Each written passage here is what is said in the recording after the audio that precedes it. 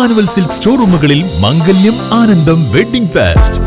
വധൂവരന്മാർക്കായി ഏറ്റവും പുതിയ ഡിസൈനുകളിലുള്ള വിവാഹ വസ്ത്രങ്ങളുടെ വലിയ കളക്ഷനുകൾ, വ്യത്യസ്തങ്ങളായ ബ്രൈഡൽ ഡിസൈനുകൾ, ബ്രൈഡൽ പർച്ചേസുകൾക്ക് നേടാം ആകർഷകമായ ഡിസ്കൗണ്ടുകൾ. എല്ലാ വെഡിംഗ് പർച്ചേസുകൾക്കും ഉറപ്പായ സമ്മാനങ്ങൾ.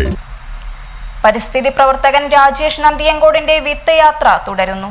കൂറ്റനാട് മേഖലയിലായിരുന്നു കഴിഞ്ഞ ദിവസം വിത്ത് യാത്രയുമായി എത്തിയത്. കവി രാജേഷ് നന്ദിയങ്കോടിന്റെ വിത്ത് യാത്ര കഴിഞ്ഞ ദിവസം കൂറ്റനാടായിരുന്നു നടത്തിയത്.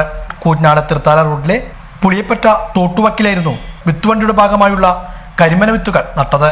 രാജേഷ് നന്ദിയങ്കോടിന്റെ വിത്ത് യാത്ര 10ാം വർഷത്തിലേക്ക് കടക്കുന്ന വേളയിലാണ് എല്ലാ ക്യാമ്പസുകളിലും പാലക്കാട്, മലപ്പുറം, തൃശൂർ ജില്ലകളിലെ സ്കൂൾ, കോളേജ് അങ്കണങ്ങളിൽ ഒരു കരിമ്പനെങ്കിലും നട്ടുവളർത്തുക എന്ന ലക്ഷ്യത്തോടു കൂടിയുള്ള കലാലയമുറ്റത്തൊരു കരിമ്പന എന്ന പദ്ധതി ആരംഭിച്ചിരിക്കുന്നത്. ഇതിന്റെ ഭാഗമായി കൂടിയായിരുന്നു കൂറ്റനാടും പാടവരമ്പുകളിൽ കരിമ്പന വിത്തുകൾ നട്ടത്. മാധ്യമപ്രവർത്തകരും വിത്ത് നടലിൽ പങ്കാളികളായി. TVM Ali, C Moosa, Raghu Perumannur, AC Geevar Chalissery, KG Sunny, Ashraf Arangottukara തുടങ്ങിയവരും പ്രവർത്തനങ്ങളിൽ പങ്കാളികളായി. ഒരുപാട് സന്തോഷം.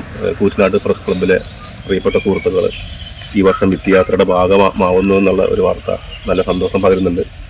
ഒരുപാട് സന്തോഷം കൂടെ വന്നതിലും. വിത്ത് യാത്ര വിവിധ ജില്ലകളിലാണ് നടക്കുന്നത്. തൃശ്ശൂർ, പാലക്കാട്, മലപ്പുറം ജില്ലകളിലെ തോട്ടുവരമ്പത്താണ്. എന്തുകൊണ്ടാണ് തോട്ടുവരമ്പ് എന്ന് പറയുമ്പോൾ റോഡ് സൈഡിലൊക്കെ പൊതുവെടുത്ത് വെച്ച് കഴിഞ്ഞാൽ കരിമ്പനാർ മറ്റ് വികസനത്തിന്റെ പേരിൽ കരിമ്പനാർ പിന്നീട് പിഴുതു മാറ്റപ്പെടും. അപ്പോൾ തോട്ടുവരമ്പാകുമ്പോൾ തോട് സംരക്ഷിക്കുകയും അതിൻ്റെ തോട് ഇടിയാതിരിക്കുകയും ചെയ്യും. പിന്നെ കരിമ്പനകളെ തിരിച്ചു പിടിക്കാനും പറ്റും. അപ്പം അതുകൊണ്ടാണ് കരിമ്പനകൾ തന്നെ നമ്മൾ തോട്ടുവരമ്പത്ത് വെച്ച് പിടിപ്പിക്കുന്നത്. ഇത് 10ാമത്തെ കൊല്ലാണ്. ഇത് ഈ ജൂൺ 5 മാത്രമല്ല, നമ്മളെ എല്ലാ പരിസ്ഥിതി പ്രവർത്തകരും ജൂൺ 5 ഇത് ചെയ്യുന്നത്. നമ്മൾ ഈ മഴക്കാലം മുഴുവൻ ഈ വിത്ത് യാത്ര ഉണ്ടാവും. കഴിഞ്ഞ 10 വർഷമായി പരിസ്ഥിതി രംഗത്ത് സജീവമായി നിൽക്കുന്ന ഒരു വ്യക്തിയാണ് രാജേഷ് നന്ദിയങ്കോട്. അദ്ദേഹം കവിയാണ്, കഥാകൃത്താണ്, ലേഖകനാണ്.